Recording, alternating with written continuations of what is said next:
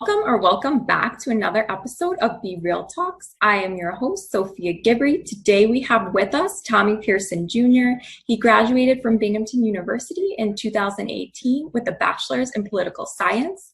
After graduating, Tommie moved to Birmingham, Alabama to complete a year of service through the AmeriCorps program. During his year of service, Tommie worked to alleviate poverty by providing services in the area of health, education, and economics. After meeting his service commitment, Tommie stayed at his host nonprofit to be their recruitment manager. In his role, he was responsible for finding recent college graduates to participate in the same program that he did. In January of 2020, Tommie began his role as a recruiter at Wayfair. Tommie supports Wayfair's North American fulfillment and contact centers, and today he is joining us to talk about his experience and to give us some tips on how to successfully navigate the hiring process from a recruiter's perspective. So thank you so much for joining us, Tommie. I know that you are very passionate about providing students with practical career tips, so we're going to get started here, but just to get to know you a little bit more, how has your identity impacted your role as a recruiter? And you could talk about any aspect of your identity that you feel fits. It could be your race, your gender, whatever you want to talk about. Yeah. Well, thanks for having me, Sophia. I would say I really haven't had a chance to think about this until recently. But I think in light of recent events, I think my identity as a Black man has become more important as I talk to candidates. I think that as we look to diversify the workforce at Wayfair, it's important for me to look like a lot of the people that I'm talking to. And in a lot of the roles that I do recruit for, many people are coming from underrepresented backgrounds. And I think, when we get to talking, it's really nice for them to see that people like them exist at the company that they're looking to join. So I think representation matters a whole lot. And I've been very, very excited to sort of be that representative for folks as they look to join our company. That's great. I love that. That's a big part of our show, right, is advocating for that representation and showing the importance of having the different perspectives in the workplace, right? And you kind of touched on how you bring that to Wayfair. So kind of building on that, what actions or activities have you found to be the most helpful when navigating predominantly white workspaces? And has your employer, it could be former or current, have they supported you in any way? Yeah, so another thing that I haven't really had a chance to think about recently, I guess a little bit about me. I have always been the only Black person in many of the spaces that I work in. So in my current role, I'm the only Black person in my direct team. In my former role, I was one of few. In my graduating high school class, I was the only Black kid. So it's been interesting. I think that one of the ways in which Wayfair does a really good job of ensuring that people feel comfortable at work is the different employee resource groups that we have. So I'm part of Way Black, which is a group at Wayfair where people of color can sort of come together and find mentorship, network, and really learn how to advance their careers at the organization. And so that's one of the things I'm really, really excited to be a part of, and I find to be super useful when I'm trying to navigate these spaces. But I would say, generally, it's something that I've had to do my entire life, and so it's not like a foreign concept to me. But it is interesting when you join a meeting and you're the only Black male on the call. Actually, that happened to me today, and I looked on the call and I was the only one there that was Black, and it was odd. But like I said, I feel like I've really learned throughout my life how to navigate those experiences. And so I wouldn't say that I'm an expert at it, but it's become easier. But as I progress in my career, I find that it's more and more important for people of color and underrepresented backgrounds to have a seat at the table, so to speak. And I think as I join more of these meetings, I feel almost mobilized to try to pull in other people that look like me so that they can give their opinions and their experiences, because like you said, that insight from different folks is incredibly important as we look to advance this business.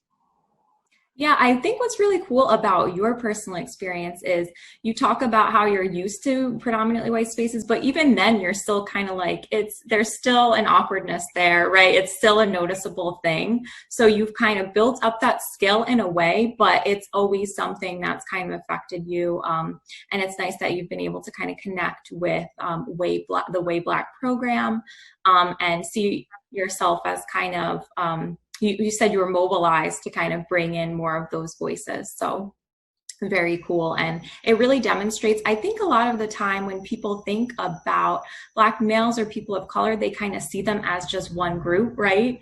And that they all have a very similar, the same experience. But I think you're able to really draw out, there are a lot of differences there, depending on where you grew up, right? Or the environments you're used to. Yeah, Sophia, that's a really good call out. I think that, you know, that is something that people within the Black community is aware of. You know, the Black experience isn't universal, and I think that's something that people outside of this community believe. Like, I think that they do think that everyone is sort of the same, but you know, just as differences exist within different communities, so does it exist in the Black community, and so it can be very intersectional, right? So, you know, you can grow up in an affluent neighborhood, or you can grow up in an inner city, you can go to an Ivy League, or you can go to a public school. So it's different for everyone. And I think, I think that's a really good point to make, is that it's the experience really isn't universal for every Black person. I'm glad you brought that up. Nice. And kind of looking at how you could help students who, are interested in getting into those professional settings, but their values are important to them. So what questions can students be asking to kind of assess if a company prioritizes equal representation and equity and inclusion? Yeah, great question. I think the first thing to make sure is that when you're looking at these requisitions or job listings, that they do have a statement about like the EEOC at the bottom. And I think a lot of times, I know Wayfair, actually, you can self-disclose certain parts about your identity on the application, which is really good. And that helps us sort of make sure that when we're looking to attract diverse backgrounds, it's representative. But the other thing is just really familiarizing yourself with the company's values, missions, and sort of like their corporate social responsibility as it relates to diversity, and like what they're doing in the communities that they operate in. And I think, one way that you can do that is obviously familiarizing yourself with the company. But the other thing to do when you're in interviews is ask your recruiter or the hiring manager, like, what's going on, what are they doing, what resources exist. But yeah, I think generally the most important thing is to make sure that when you are applying for different roles in different companies, that when you read their mission statement and their values and what they really, really believe in, make sure that it aligns with you. And then, should you move forward in that process, your recruiter is going to be your advocate, really, really pick their brains on what the company is doing. And then once you're in front of a hiring manager, sort of ask those hard hitting questions. And I know a lot of companies have really start to speak up about things that's happening in the world. And I know that Wayfair has a lot of talking points and a lot of resources on what we're doing during this time.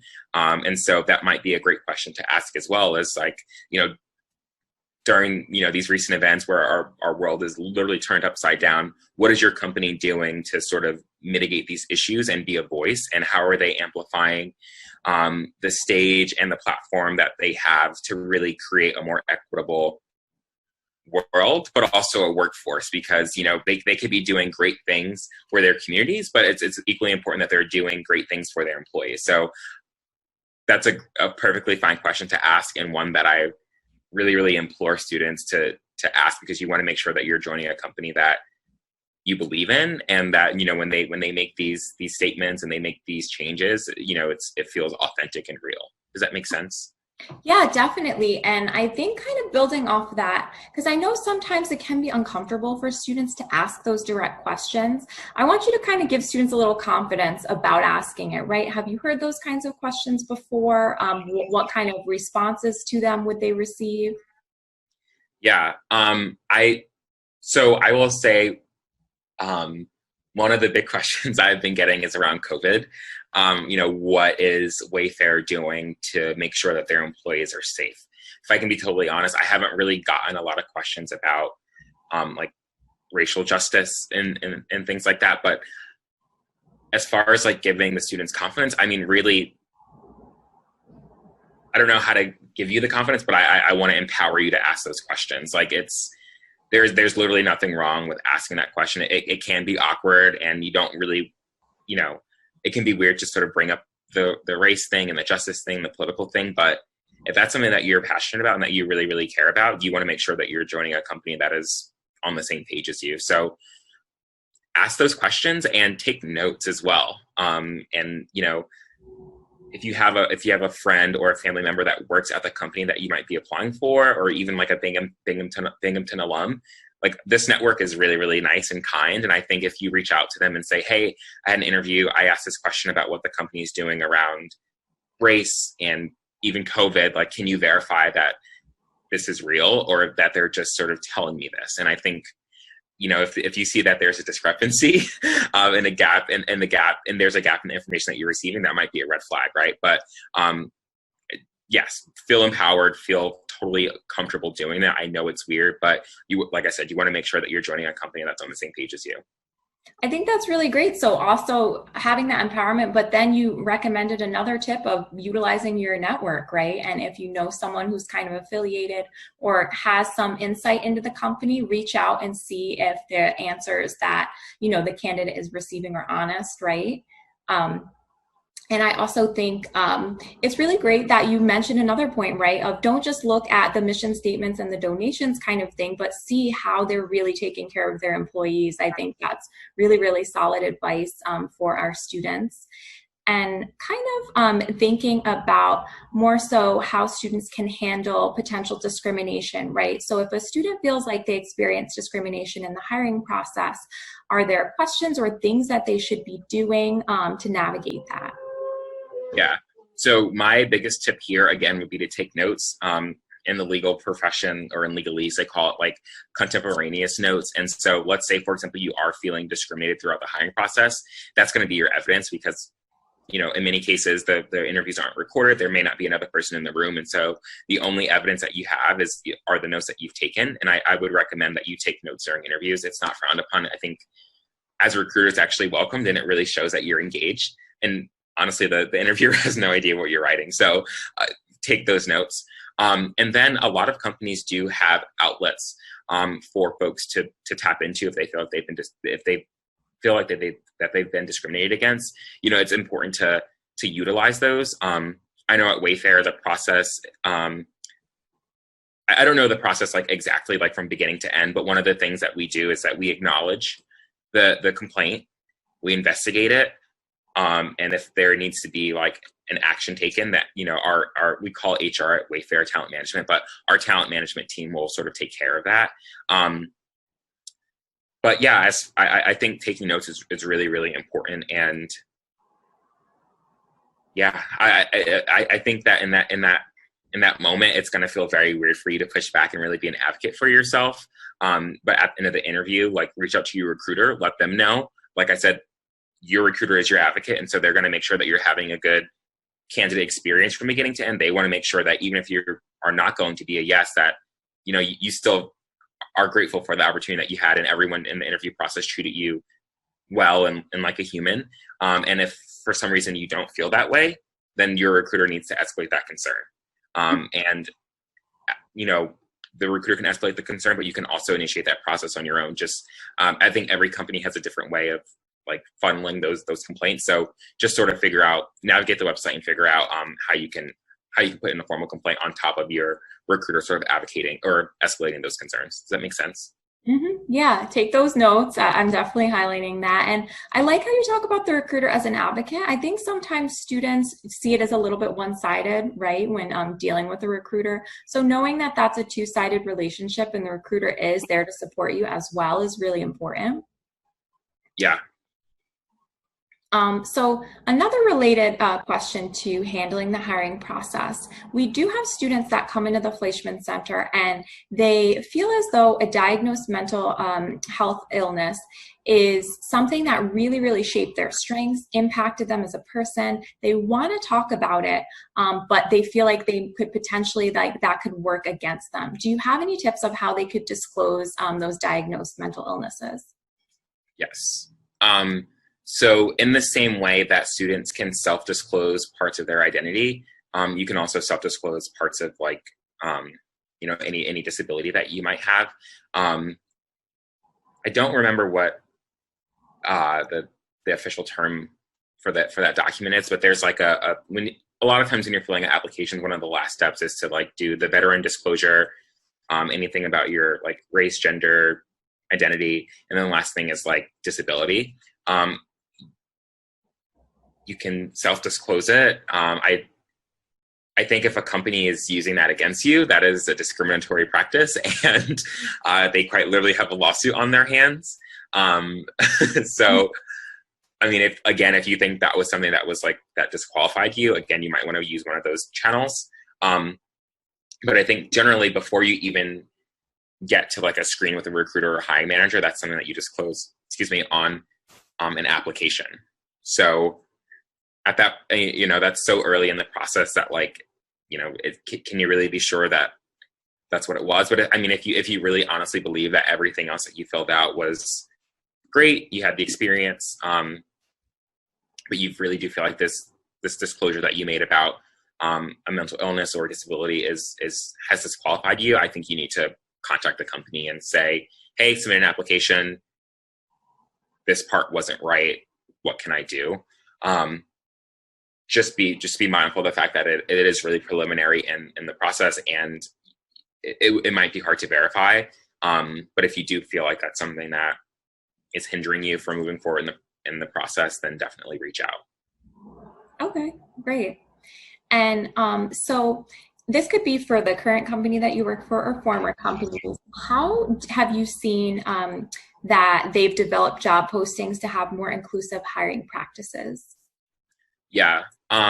So I know Wayfair does a really, really good job of it. We want everyone to feel at home at Wayfair. And so, like I said, at the end of all of so we try to use neutral language in the job description, but at the end of every requisition or job listing that you might see on our website or on a job board, it has, like, a little description of what we're doing to make sure that everyone feels at home, and that we want candidates to know that race, gender, identity, disability, literally anything is not going to hinder them from feeling at home at Wayfair. And so actually, they're Wayfair is doing something to kind of have, like, a job description builder tool that makes sure that we have neutral language, but also inclusive language at the end of the requisition, so that folks can read this line and really feel comfortable applying.